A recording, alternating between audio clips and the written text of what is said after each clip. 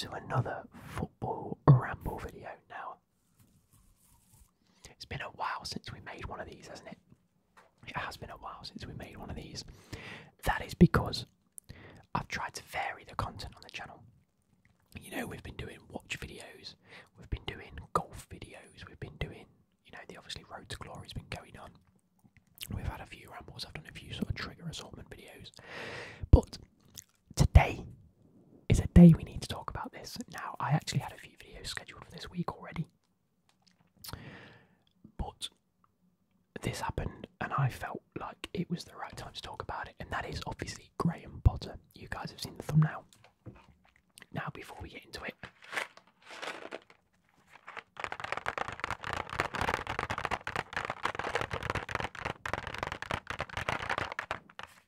we have some Mike Nikes. We've actually had these for a very long time, since we moved in, and I keep forgetting to eat them. And Becky said to me earlier, if you want them, you can just have them because she doesn't want them. And I was like, oh, yes. So I brought them up and I'm going to eat them. So let me just quickly try and open them. I've just taken some.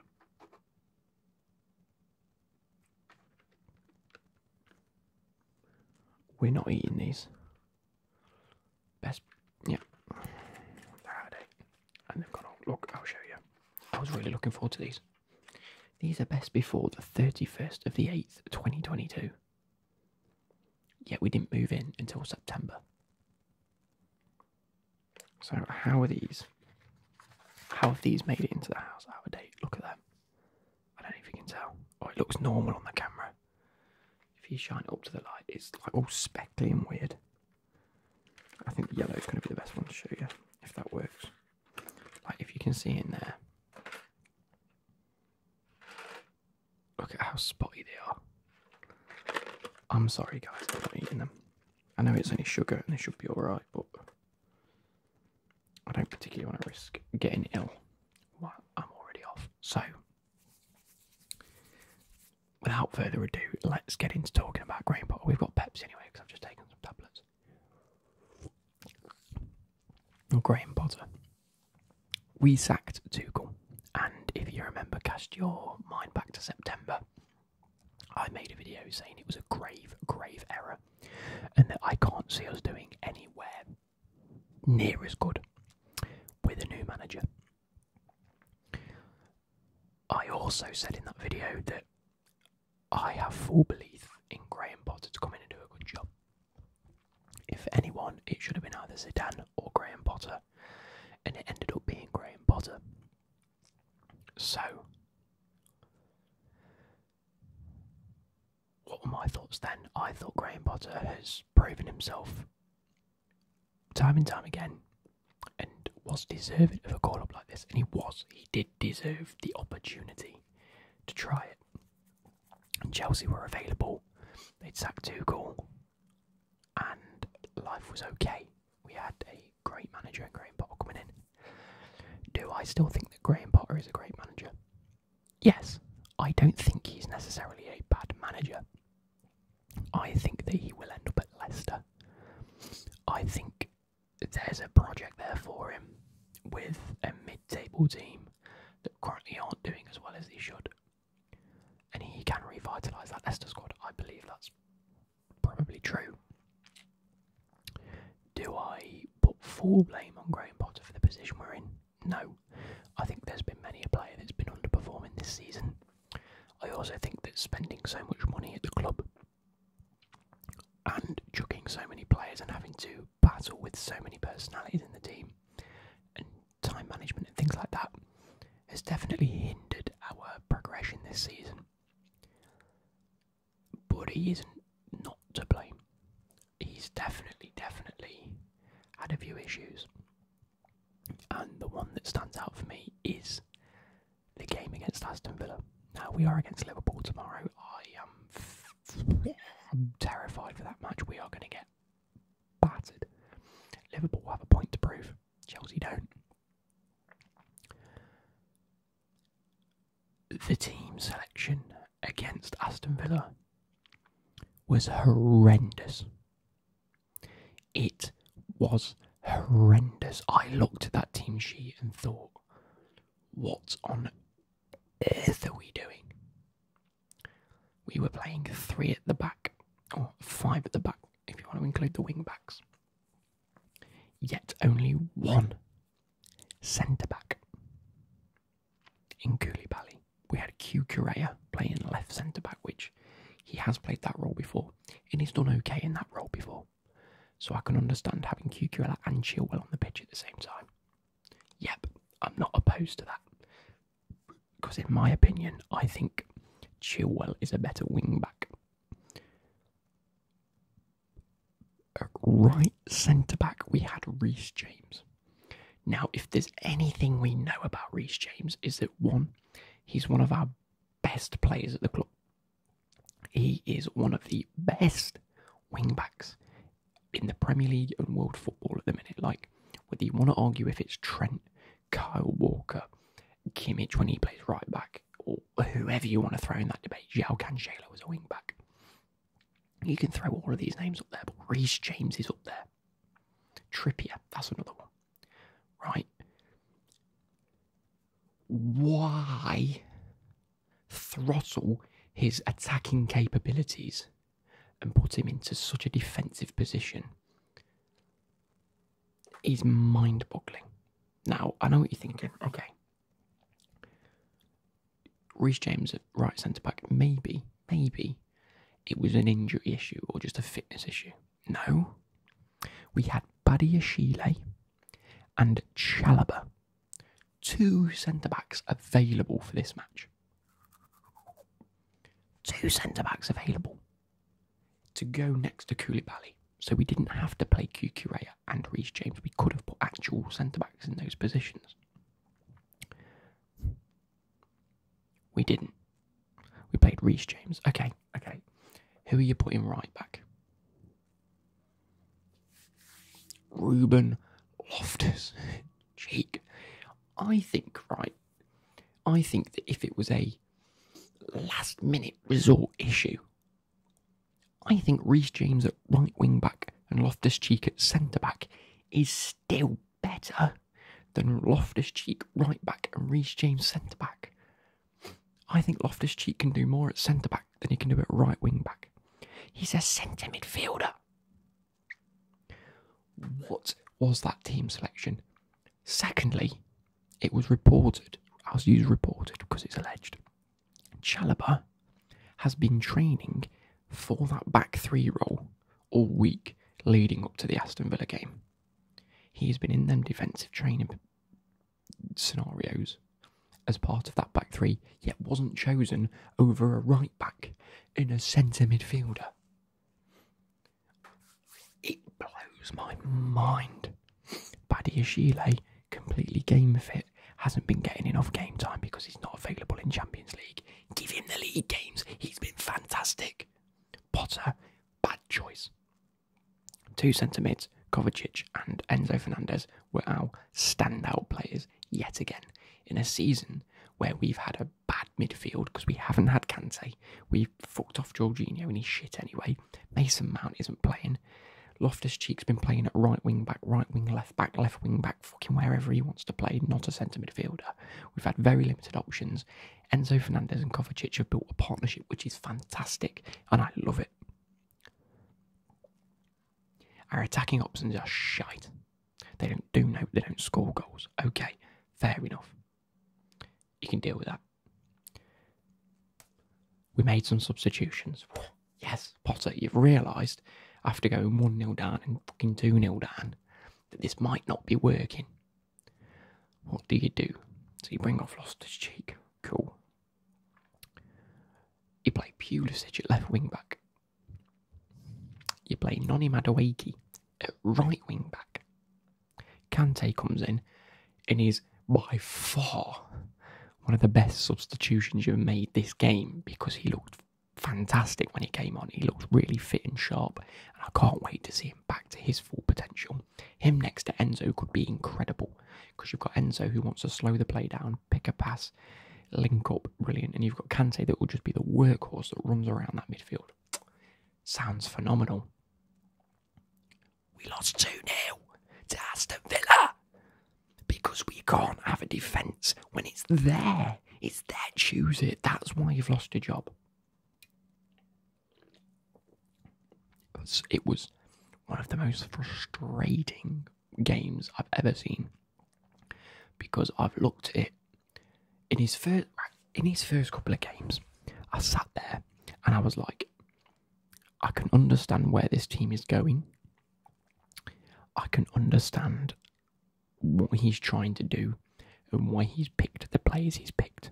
He picked Cucurella over Chilwell at the start. Maybe Chilwell might have been injured at the time. Reece James was at right back. We had 2 centre backs. I thought he does favour a 4 at the back. That's fair enough. Okay, cool. Wicked. I could see where it was going. I thought, you know what, it might not be clicking yet, but it will. And then we had plenty of injuries. And I kept saying, you know what, he hasn't had an easy time. We've had plenty of injuries. Chilwell out, Kante out, Reece James out for a little bit. Thiago Silva's out. We've had midfielders out like Kovacic. We've had attackers out. It's been a bit hit and miss. And I thought, you know what, he's trying to do the best he can. We have players at our disposal now, and he is not using them. And that's on him. That is on him. He's managed 32 games. How we allowed him to get to 32 is outrageous. 12 wins in 32 games. 12 in 32. I saw a stat the other day.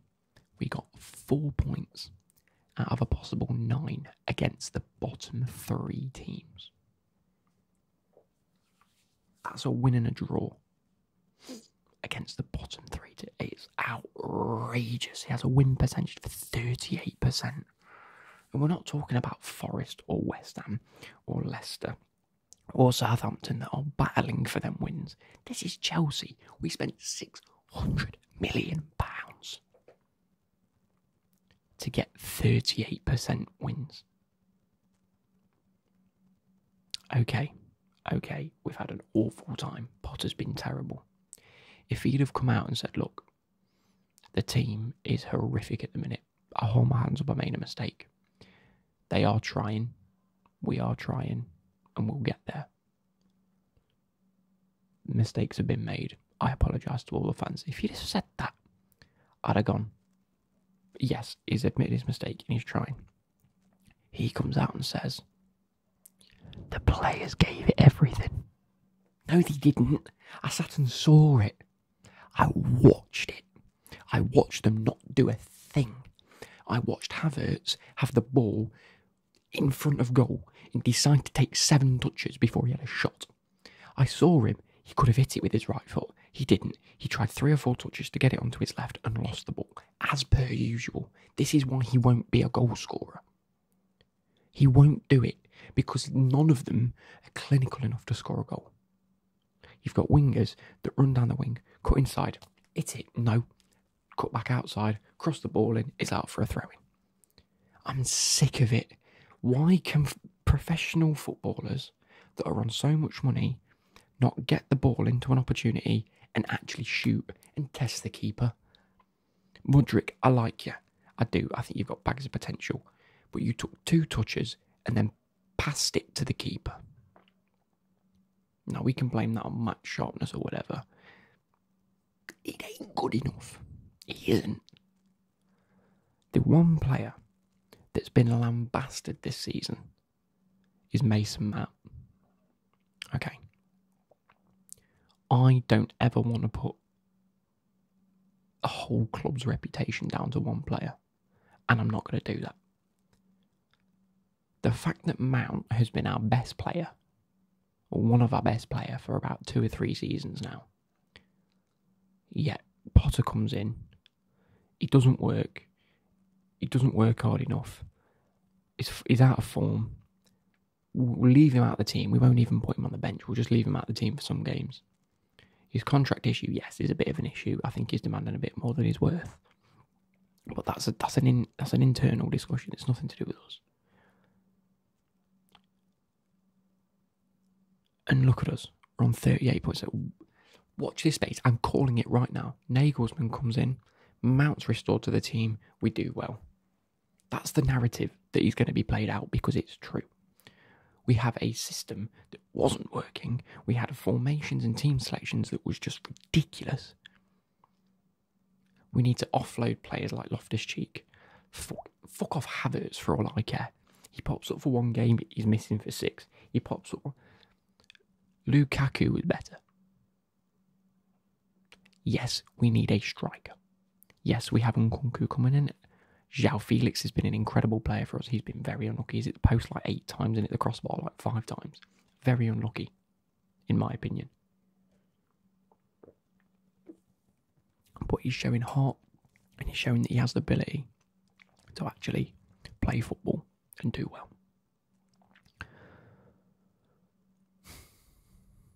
I've had my rant. I'm done. Graham Potter, I wanted you to succeed, but you were shite. Quite easily the worst Chelsea manager we've had in a long time. And I thought that second Mourinho stint ended in tears. To put it into perspective, Lampard had a better record and Lampard did better with less resources. And the kick in the teeth at the minute, I think the kick in the teeth is that we've sacked the manager 4 or 5 days after Tuchel's announced as Bayern manager.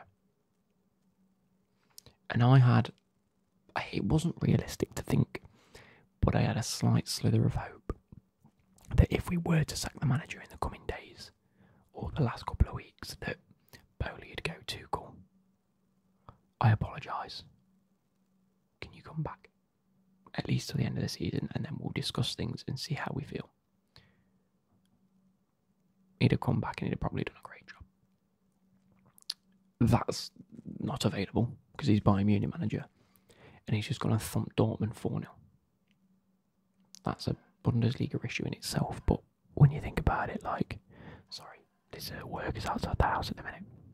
But when you think about it, it was so obvious that this needed to have been done maybe 2-3 weeks ago.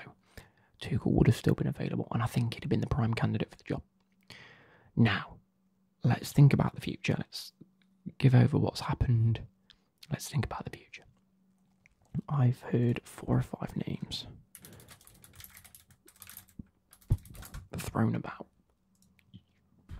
And I'm going to look on Odds Checker to see who the likely new manager is going to be. I'll throw some names about and see what you think. Number 1, Julian Nagelsmann, who, in my opinion, would be my first choice. He would be. He's a young manager. He's shown definite capabilities at Leipzig, Bayern Munich. Why he was sacked at Bayern Munich is still up for debate. He's been paid off. He's earned an absolute fortune from it. Fair play. But there was no reason to sack him, other than the fact that Thomas Tuchel was available, and I think he's going to be a great fit for Bayern Munich, so fair play. But for a manager to be sacked for no reason, doing so well with a great bunch of players, screams brilliant manager.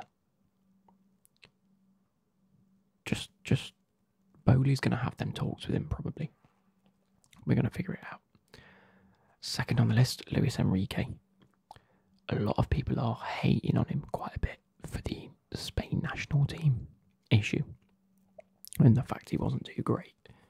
But in my opinion, he's always shown the capabilities of being a great manager. I just don't think it's always clicked. He's brilliant with a midfield. He's typically brilliant with an attack. Not so much with a defence. Now what we know at Chelsea is we have some great defenders. And I think if needed, he could get that defence working. He will shape our midfield up brilliantly, in my opinion.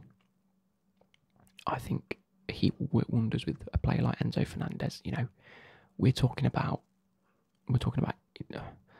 Iniesta, Xavi, that sort of midfield, and how that duo worked. I'm not saying that Enzo Fernandez is better than Iniesta or Xavi, by the way. I'm just making that very clear. But this is the midfield sort of esque style that we need to play. In the Spanish national team, he didn't really have that midfield. He had Gavi and Busquets, who was quite past it at the time. So you can sort of excuse the midfield issues that Spanish national team had when they were always a bit. You had Rodri, Fabian, no one that you'd really consider like high, like ridiculous, like up here quality, like the Xavis and the Iniestas was. So it was always going to be a bit ropey. So you can forgive him a little bit. I don't know how the attack would shape up under Luis Enrique. I really don't. I don't know if we go for a midfield 2 and then a centre attacking midfield in front or a centre defensive midfield behind. It's yet to see. The next name I'm hearing is Zidane. Now, when Potter came in, I said it was between Potter and Zidane. I think Zidane would do a great job in the Champions League, in the short-term objectives for the club. I don't think Zidane necessarily has what it takes to really mould a squad. I think he's one of these tacticians where he looks at the potential of a squad, picks players based on their ability, and gets the best out of those players. But it's very rigid. It's not a lot of swapping and changing and really developing players. It's just a case of these are the players you've got. Do a job with them as best you can, which I think for the short-term objectives of the club, which is to the end of this season at a minimum, he could be brilliant. I think he could take the players we've got in the likes of Kante, Enzo Fernandez in that midfield, Havertz, João Felix, Sterling, Madueke, Modric, whoever. And I think he really could develop a system that just works at the club in the short term. The long term, I can't see it being great. I think there'll be friction between a few players. I think there's going to be issues amongst some of the more, I wouldn't say senior players, but I'd say players that have been there a long time and have this. I'm talking about maybe Loftus-Cheek and Mount, maybe the likes of a Chalobah, Kovacic-ish, where because they've been at the club for a while, they have this chip on the shoulder that they have to be playing, and they're worth something more than the rest of them. Where I think Zidane will see that as, no, just because you've been here doesn't mean fuck all. So I think that could cause a bit of friction between a few of the more, like I say, senior players at the club. I think he will do absolute wonders with Thiago Silva, possibly Koulibaly, Badiashile being French. I think that could be great. I'm also hearing Diego Simeone, and I don't want him anywhere near our club. I don't want him anywhere near our club at all. He's too defensive. The football is horrific. João Felix has just escaped Diego Simeone. Don't bring him back. Don't do it. And the last name I'm hearing is Mauricio Pochettino.